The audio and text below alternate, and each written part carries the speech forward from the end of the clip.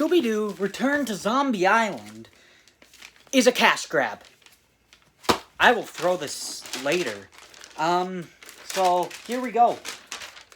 On to the negatives. The first frame has Daffy Duck just coming out of Warner Bros. Logo, acting crazy and stupid, or something like that. And that's the tone what you're in for this movie. The zombies, the zombies of this movie look ridiculous compared to the original, and they look ridiculous on their own. And they're just stupid, and you don't even get that much of it, and they're like, and they look bland, and they're not as detailed. Look at that. Compared to, well, they don't have the actual zombies on the case, but they have, like, carvings of them on the rock, and even that is so much more detailed than this. That freaking song, that capturing monsters, is so stupid. These are the good old days, that's what the song is called. It's just some nostalgic thing. This movie is not the good old days. It's stupid. Why does Fred and Daphne and Velma listen to Shaggy and Scooby to not solve a mystery? They say, because Shaggy basically says, "Hey, I don't want to solve a mystery, and I'll slap you." Or something like that.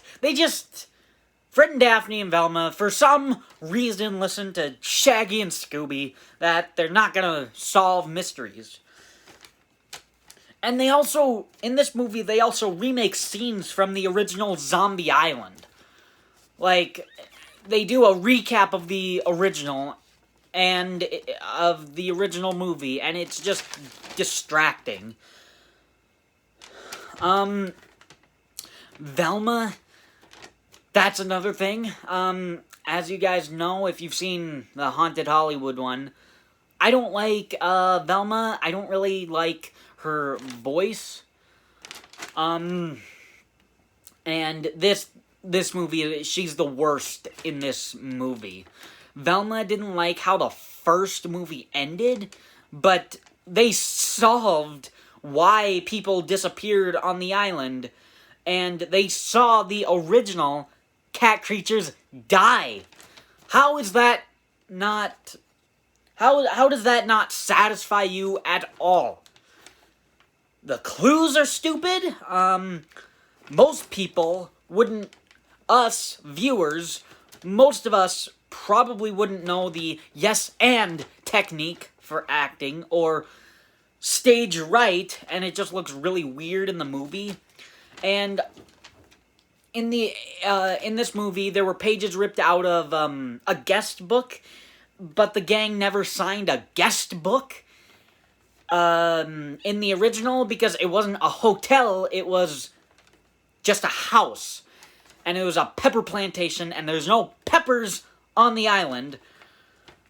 And just because everyone looked gorgeous, because it was, if you've seen the movie, you know what I'm talking about. It's those lookalikes of Snakebite Scruggs and Lena, and it's those lookalikes. And just because they look gorgeous doesn't mean that's a clue, because one of the gang members said, I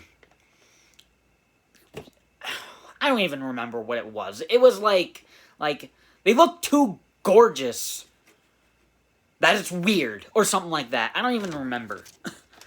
They throw in a reference to Reluctant Werewolf, and it makes Scooby-Doo so convoluted, because Reluctant Werewolf has nothing to do with Zombie Island, but Zombie Island is connected to Return to Zombie Island, then now that's in continuity with Reluctant Werewolf, and Boo Brothers, and Ghoul School, and everything is just convoluted now.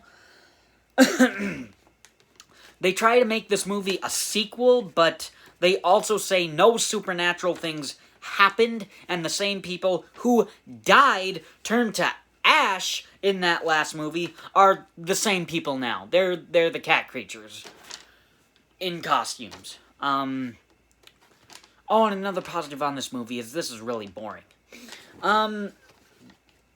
This is like, it's trying to be a sequel to the original, but then it goes, the first half of this movie is like a sequel to the original, but then it goes to making the movie to making a movie halfway through this movie, and it feels like two different movies in one movie. They stitched two scripts together.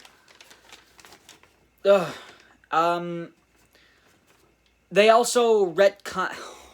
They do this in the most lazy way ever. They retcon all the zombies, all the ghosts, all the cat creatures with swamp gas. And that's exactly how it says. That's exactly how it is. How do you... But what about the cat creatures in the original one? Swamp gas. That's what Velma says, and I hate her. Oh my gosh. Everything in this movie is just terrible. In the end, it's a shame that this is what Scooby Doo is reduced to. A measly cash grab. This movie was actually so bad that I actually enjoyed Haunted Halloween. But even then, I had to lower my expectations for it, and I have to now lower my expectations for every Scooby Doo movie.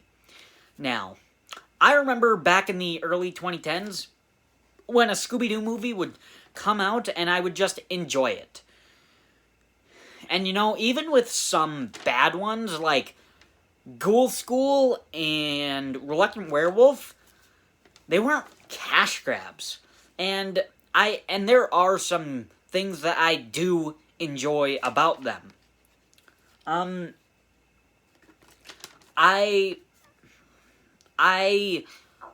kind of have some hope for the Scooby-Doo and Courage movie, Straight Out of Nowhere. That's the title. Scooby-Doo and Courage, Straight Out of Nowhere. But, to be honest, I've kind of lost hope for Scooby-Doo since this movie and after this movie. Because Haunted Hollywood, or Happy Halloween, or whatever it is, Happy Halloween Scooby-Doo, isn't really the best movie. And even, The Sword and the Scoob isn't even the best movie. I've kind of lost hope for Scooby-Doo, and I will only watch movies like Zombie Island, Goblin King, and Camp Scare, and all those other movies constantly. I will never watch Return to Zombie Island again, or have the desire to watch it. This, this